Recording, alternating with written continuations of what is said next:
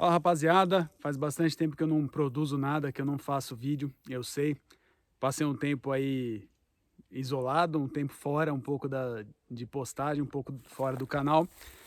Mas eu decidi voltar e fazer alguns vídeos interessantes aí, talvez não no mesmo ritmo, ou talvez não nos mesmos assuntos, mas alguma outra coisa que eu julgo interessante, que eu acho bom que seja circulado, tá? Então eu passei um tempo fora, mas a gente vai voltar a produzir aí um pouco.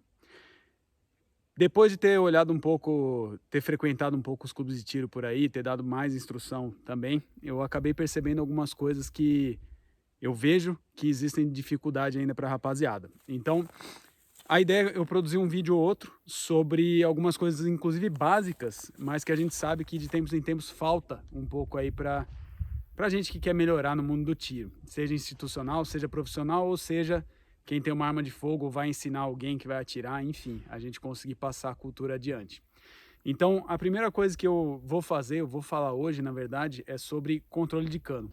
Então, eu passei um tempo pensando como sistematizar as informações que eu uso para estimular e desenvolver o controle de cano para quem está começando ou para quem já é habituado aí com armamento e tiro, seja profissional, seja particular. Se você dá aula, se você tem aula ou se você vai apresentar a arma de fogo para alguém de qualquer maneira, tá bom? E se você quiser melhorar o seu próprio padrão.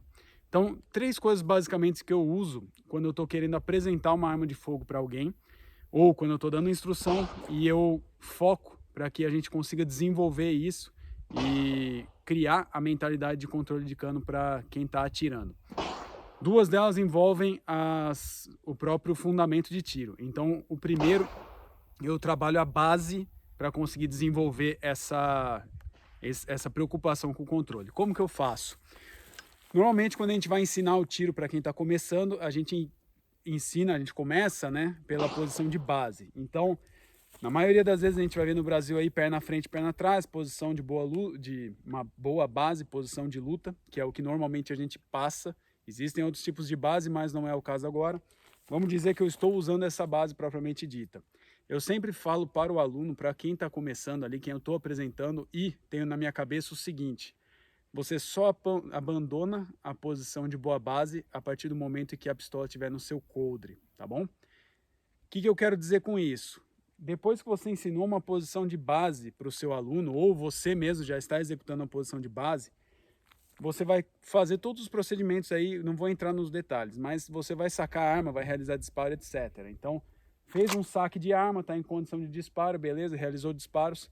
Repara, ao momento em que você vai coldrear essa arma de novo, você só abandona a posição de boa base na hora que essa arma estiver coldreada. Então, daqui, o camarada está na posição de disparo, pronto para atirar, o que ele vai fazer?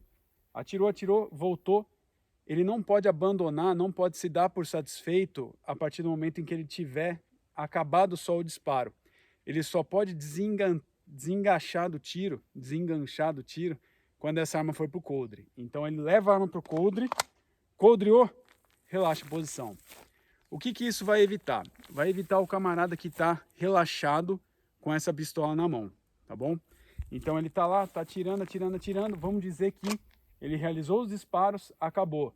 Se ele se der por satisfeito, ele vai relaxar o corpo aqui e vai começar a virar para um lado, virar para o outro. Isso aí não é o ideal, beleza?